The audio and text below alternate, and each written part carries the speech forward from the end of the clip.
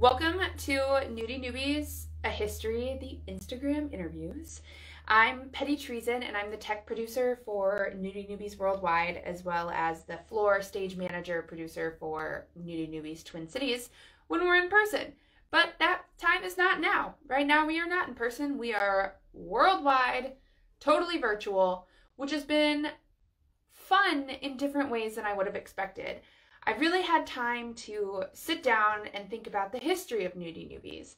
I am not just floating egos when I say that I think that Nudie Nubies is one of the most important burlesque shows that's happening, because it's it is one of, if not the longest running burlesque amateur show in the United States.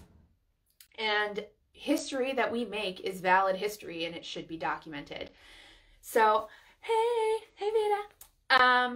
So I'm so glad that you've tuned in to hear the beginning leg of this journey. I will be taking every first Monday of the month and interviewing different folks who have won Ultimate Reveal championships. Now, an Ultimate Reveal is a huge competition, and it is quite the deal. Every month, Nudie Nubies competes, it's a competition, and there's a winner. And then every cycle, so 6 months, all of those winners compete, and then there's an Ultimate Reveal winner. And the folks that we'll be interviewing are all Ultimate Reveal winners. So they've won the big prize package. They got lots of invaluable feedback from local burlesque aficionados and are artists and creating their own way in this world. And so I'd love to do a check-in with them and see how Nudie Nubies has been a part of that, if it has, and yeah, how it's been a part, and if it has, and if they would recommend it to others, and how they're doing. Where are they at? Where did they come from? I'm just a very inquisitive person. So I'm so excited for our first interviewee, our first guest. They, oh my gosh, melted my virtual screen. My mother called me after they performed, and they're like, "Who is that one? I liked her." And I was like, "Cool, Mom, I performed, but whatever." So please welcome Bessie Snow.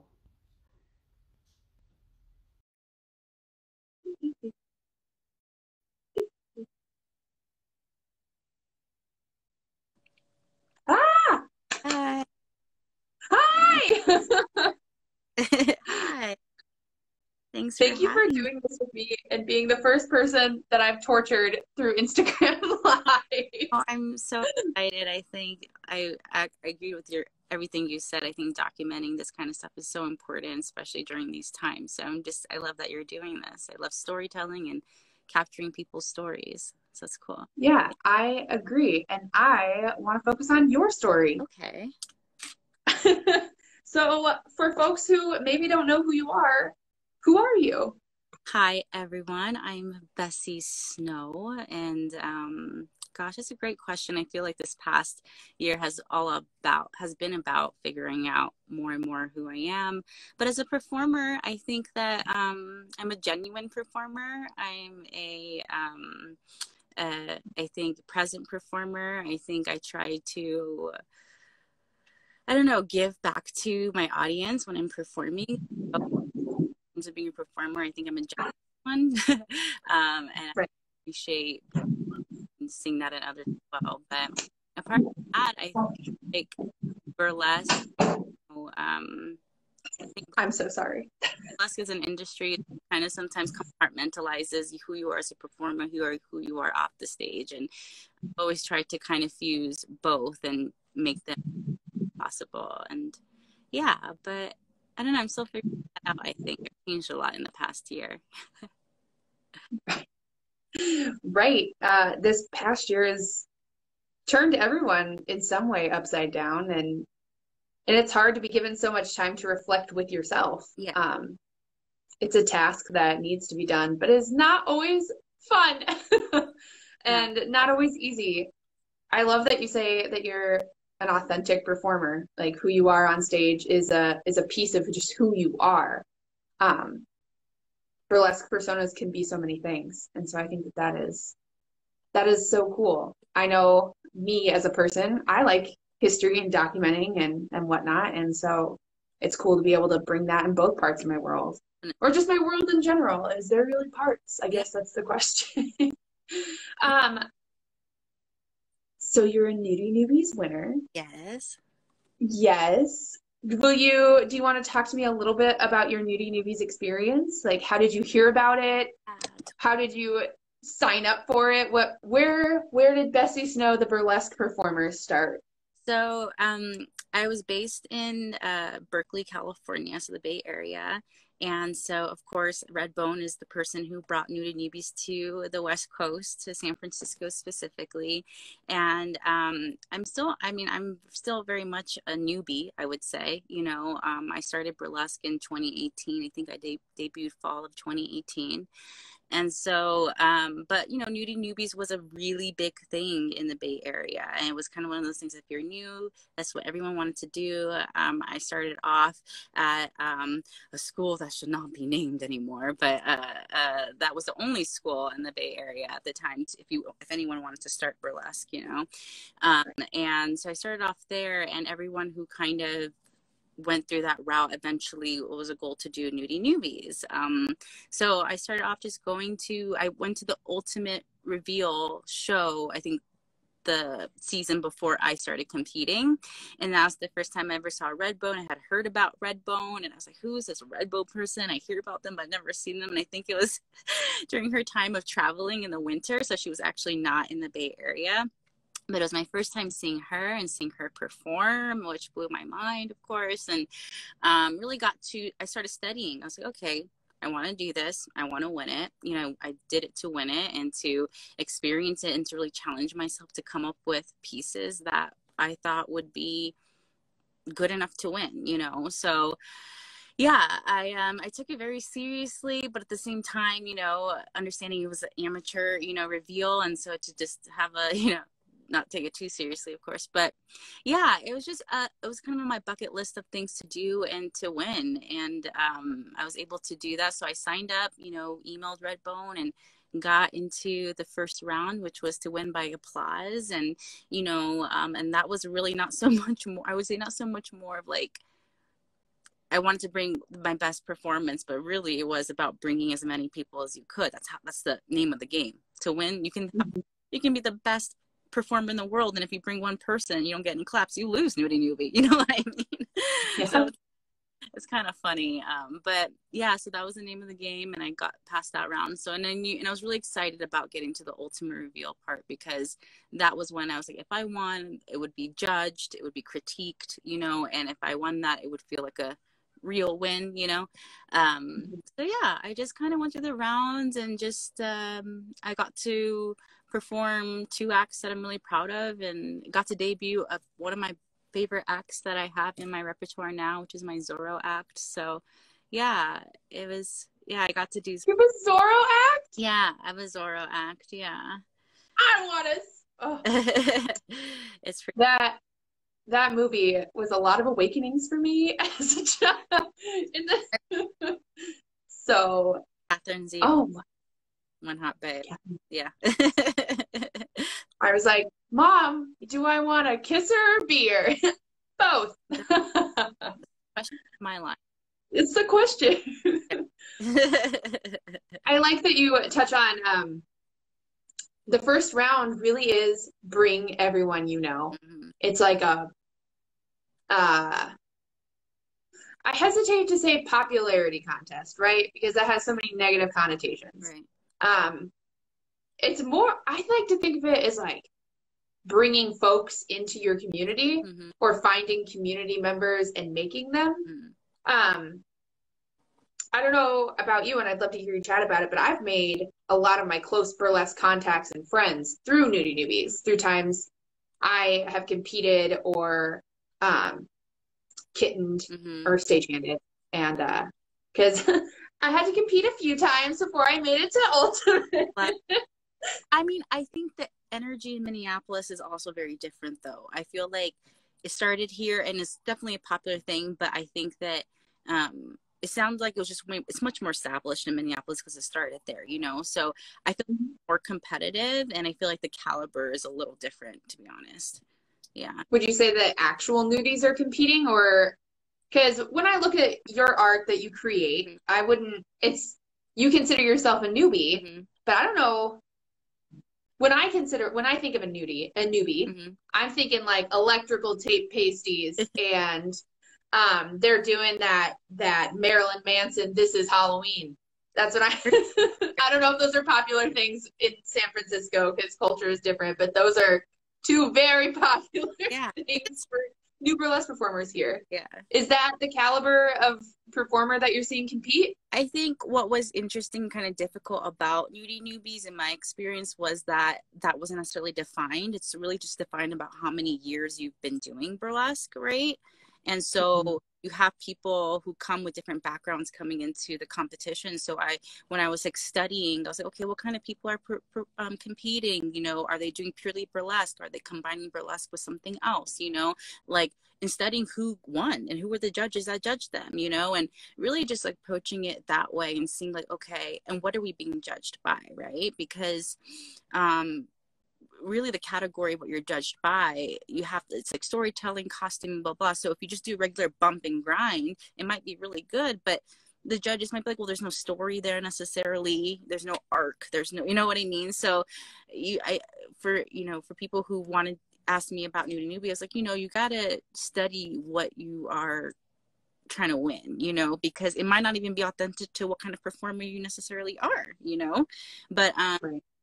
yeah, I mean, to answer your question of the caliber, it really ranged. That's what you really didn't know. So you had kind of the electrical tape, really newbie person, and then you have someone like me who in burlesque years is new, but took it very seriously and wanted to invest more in costuming and stuff like that and act development. So yeah, it's kind of hard. Some people might not say it's a fair competition if that's the case, you know. Right. Newbie, newer, Mm-hmm. even if you're 6 months in or 2 years in, there's such a variance. What's the word I'm looking for? A spectrum Yeah. of different, and it's hard also because that also brings in questions of equity, Mm-hmm. like what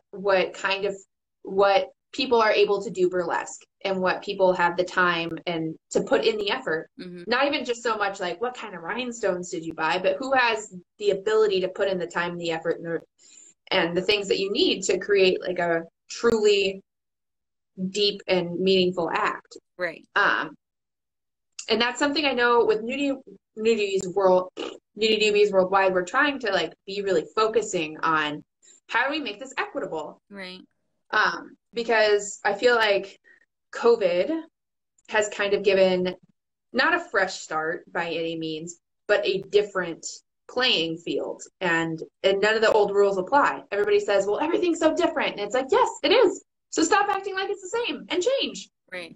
And so that's something I'm just glad you touched on it because it is something that we are working really hard to like touch on and make better. I think that's always important. There's always room for improvement in anything, right? And there's always going to be someone that we forget about, right? And so we just want to constantly have an open mind to be like, okay, who are the people we're not thinking of, and how can, especially, you know, I think doing Nudie Nubie is a vulnerable thing, right? It's you're new. The whole art of burlesque can be vulnerable just to do it, and especially in the virtual realm. I'm so glad you guys are tackling that because I think there's a lot of beauty that's come from making it worldwide, as well as, you know, really redefining like yeah, what works for new people all around, and you get to kind of study that and see what works. So when you do go back live, you can maybe bring more to the table for more people. So I think that's really great.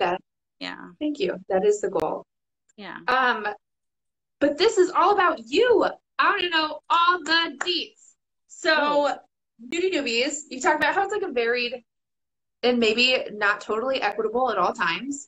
Because, like, not everything is. Like, it's hard. But do you have any favorite parts or any favorite feedback you got? Yeah. I mean, I definitely would not have won the first round weren't for my partner Blix, who like literally brought everyone. I was like, you know, I'm very, as serious as I can be also very like nonchalant and airy about things. Just like, it'll be what it is, you know. And but they really put in the legwork to just get like their friends from school came, like Yes. And They were like, no, it's gonna be what you want. We're gonna do it. so I have to give credit where credit's due. And so it was really fun to see like different pockets of people from different parts of our lives outside of burlesque come into the burlesque space and like love it, you know, and Yeah.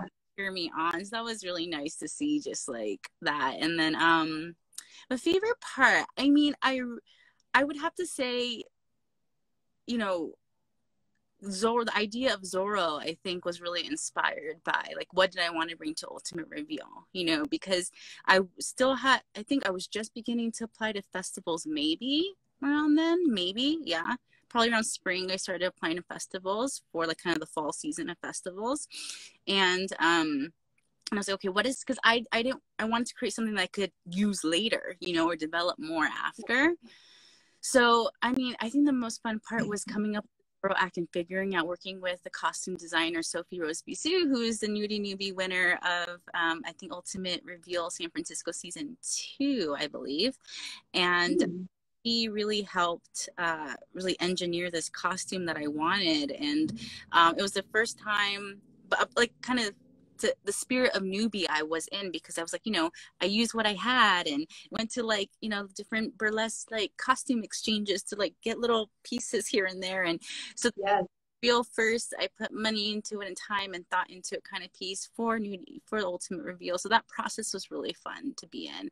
And then in terms of the actual competition, I would say like, yeah, I mean, nerves were high and I wanted to do my best and I felt like I did. And it was awesome to be judged by like people that I looked up to in the burlesque community, you know, like, especially I think that's my favorite part about Nudie Nubies is like you see these people in the scene that you obviously look up to, like you may study or you admire or whatever, and to get their real feedback is nice, because part of something that and you know, maybe I haven't found the groups yet or whatever, but part of what's been missing for me is like finding people that I trust and like want, like I can get critiqued on from my work, you know, because burlesque art form, you can literally do your worst and people will cheer for you, you know what I mean? And that's awesome. I love it. But in terms of like the artist in me does want like real feedback, you know, I don't want you to like lie to me and say, oh, that was great, when it really wasn't, you know. So it was my first opportunity of getting feedback in a way that I thought was like helpful and curious, and you know, just to see what other people think of my performances was objectively nice to like experience. Yeah. Yes. I'm also on the same vein of like, give me the real feedback. Tell me what you really think. Like, I've already been out there naked. You can't hurt my feelings now. I've done that part.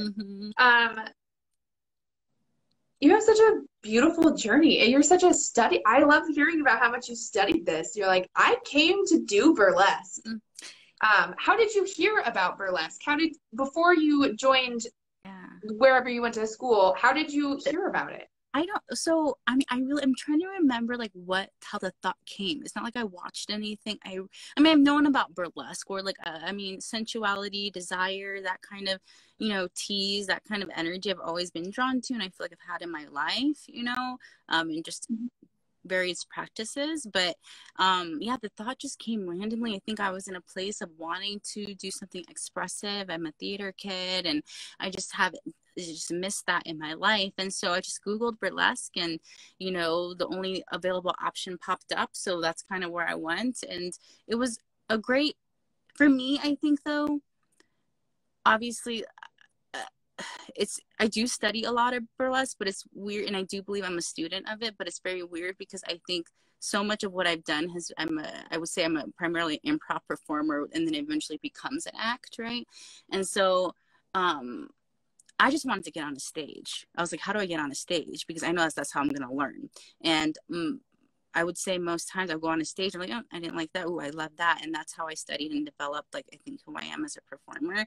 So really going to this one program was a means to be like, how do I go on a stage? And so, and the way to do that was, you know, pay a bunch of money, unfortunately, to, you know, debut and do that kind of route. And I did that. And you know, burlesque is such a funny industry where, you know, you do network, but at the same time, getting cast is sometimes as simple as being like, hey, do you have a spot?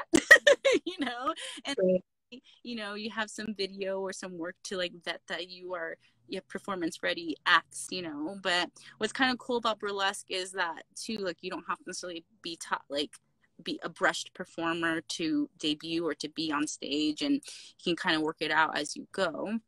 But yeah, I think that I like you said, I study. I was like, okay, I study people that were doing it in the way that I wanted to do it. What did they do? You know, there's the first festival circuit. There's also the, you know, you tour yourself and you email people ahead of time, like, hey, I'm coming to town, blah, blah, blah. You know, there's so many ways to do it. And I think, you know, for me, I went to kind of the school debut route. And then eventually when that wasn't working for me anymore, I realized you know, it was simple as like making sure I was professional, had good acts, and knew I could perform well and give people a good time, and just emailed producers and started making my own contacts, and got footage of my contacts, which is so important in burlesque, to get footage of your acts, and just started applying to festivals and been really experiencing success in that, which was nice. And then really I found community through kind of the festivals I got to do. Yeah. So festivals, I feel like, are just like, I have never experienced one other than ones that I've worked at the Minneapolis Burlesque Festival, and they are just like hotbeds of community. That's all it is. I love it. yeah. Like, just, you're around a bunch of people that you know want to see you succeed and have the same interests as you. Well, most of them want to see you succeed. Yeah. There's no Tanya Harding as I know of yet, yeah. But oh wow. Yeah. So I mean, I think I part of this past year has breaking away though from the illusion of what it means. I mean, my biggest question has always been, what does it mean to be successful in burlesque, right? What does that actually mean? What does that actually look like? As a Capricorn, I'm like, you got to make money to be successful, you know? So, you know, that's always been a question. And for me, really looking at, is this a hobby? Is this a career? Is this a fun thing that I do for a while and just like pop off and disappear, you know? And I think, I don't even know the answer to that anymore, but I feel like, you know, I thought it was the route of like festivals and competitions and blah, blah, blah, but realize I'm very grateful for COVID because that put a pause on all of that, which really helped me to really awake to the fact that that's not necessarily a route that I might want to take anymore. You know what I mean? And, which I'm really grateful for, but you're right. There's festivals are fun. I love it.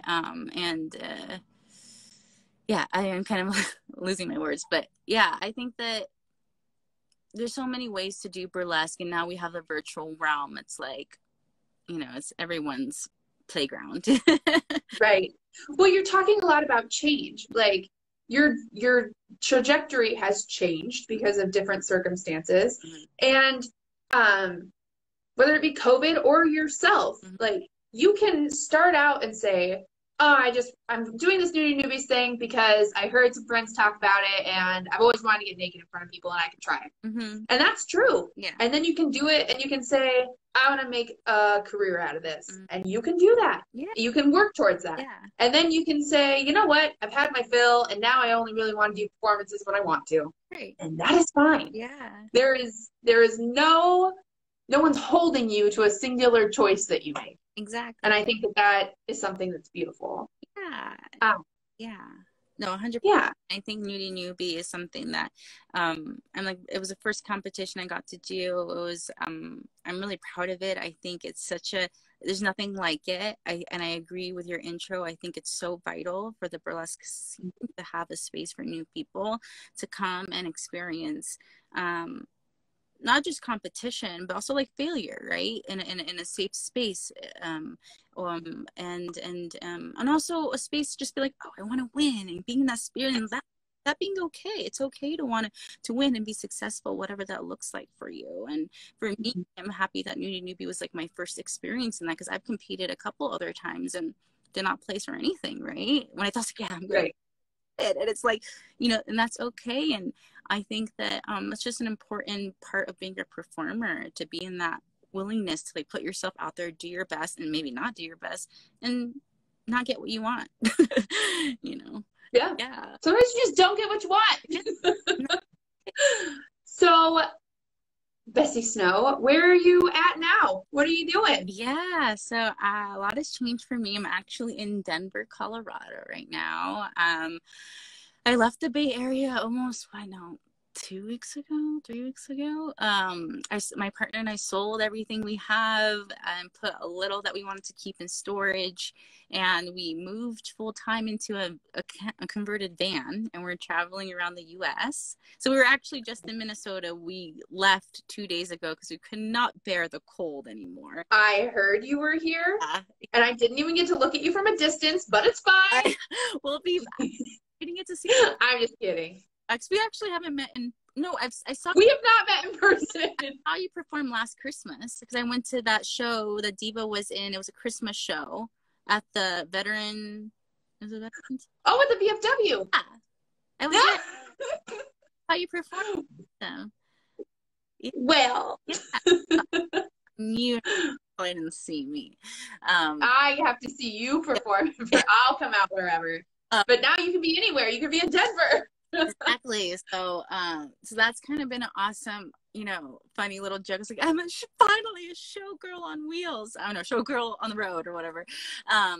But yeah, I'm just kind of something I wanted to do for a really, really long time. And I definitely have burlesque in mind in doing this too. If things ever open up and are safe and live shows are a thing, and I'm able to travel full time, how fun would that be?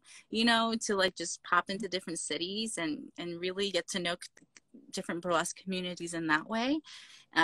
So yeah, but that's kind of the long-term goal. And right now it's just adjusting to this lifestyle and kind of traveling to warmer places right now. And Denver has been great. I think we'll be here for a couple weeks, and yeah, eventually just go wherever the wind kind of takes us, which So do you stay in parks or Yeah, we can, but what's cool is van life is totally its own thing. And so we have different apps that we use to find places you can park overnight. We try not to use money at campsites and stuff like that, because unless it's a little treat if we want that. But we're totally off-grid setup, so we have solar panels, bathroom, running water, so we can basically park wherever it's not illegal or disturbing neighborhoods. But yeah, so we're kind of living like this for a while, which has been a great supplement to my creativity, and not having burlesque and just having kind of all that energy that was so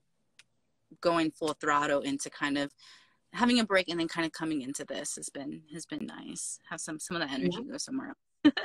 I love following it all on social media. I'm not an HGTV person, but I think you could make me one. I'm like, wow, look at all the organizing, and they put it all away, and where's the bed now? I don't know. Exactly. It just poofs. Yeah, it's fun. It's, it's definitely, we're very lucky to be able to do this. And yeah, it's just been a fun new thing in our lives. And yeah, I'll just my joke is I'll be performing for the trees and squirrels. So. Yes. I hope that they don't throw tips, because I think it would just be leaves and acorns, and that would not be nice. I'll take some acorns. Okay, wrapping it up. One last question. Mm-hmm. If some little newbie looked at you terrified and said, Bessie Snow, what do I do? Mm-hmm. What advice would you give them for competing in a Nudie Nubies? Great question. Hi, Foxy. Hi, everyone. That's such a great question. I'm going to take a moment to think about what would I say? I don't know. I mean, the first thing that's kind of popping up into my mind right now is that I had the fortune to be able to kind of coach a performer who's newer than me and help her kind of through her process of debuting, actually, and working on an act with her, and just kind of assume that role of a teacher, or a mentor. And that was really profound, because I feel early on, I got to produce this experience at this cultural center in San Francisco, where I just learned about safety in burlesque, and how can you train an audience to become a safe audience for burlesque performers, right? And what does that entail? And so for any newbie, I would just say I don't know. I don't know. It's so hard for me, because I feel there's so many vulnerable people who come to this art form looking for different things, right? They're coming to heal, they're coming to entertain, whatever it is. And so if a new person came to me, I think each one comes with a different reason for coming into burlesque, and they're all legitimate, but as far as I'm concerned. But I would just say your safety is more important than the stage. You know, and what I mean by that is I think depending on like what program you go through or how you come into who you involve yourself with in the scene, it's like really try to be able to go on stage feeling safe every time, and being a part of spaces that where you feel like you can vocalize if you're not feeling safe, you know, whether if you're working with the producer or even if it's at Nudie Nubies and something happens, you know, it's just like prioritizing that first, you know, before anything else.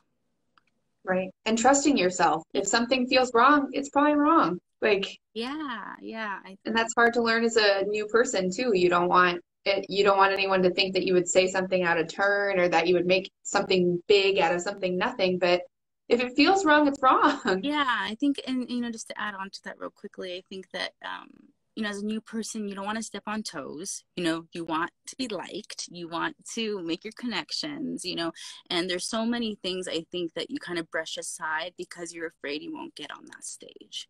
In my experience with Nudie Nubie, you're allowed to kind of course you want to follow the rules and show up as your best self, but you know, it's one of the safest spaces I've been able to be a part of. And so I think, you know, I would encourage every person to try Nudie Nubies out. In the virtual world, I'm sure it's different with different kind of sets of ways of doing things, but yeah, it kind of sets you up to become, I think, a better performer, you know, and develop as really a performer that I look up to said, develop tough skin.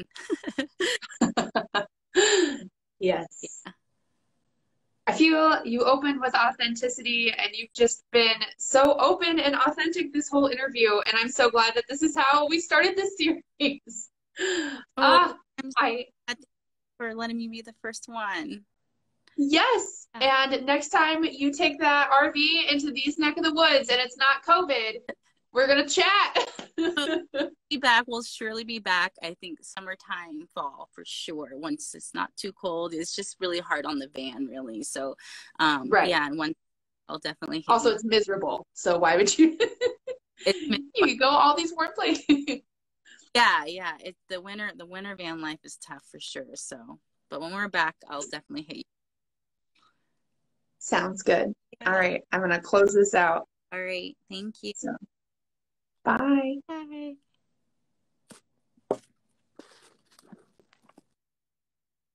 Okay, that was our first interview for the Nudie Nubies, a history and Instagram series. Thank you for tuning in and catching Bessie Snow. This video will be on our Instagram for the foreseeable future and also uploaded to YouTube.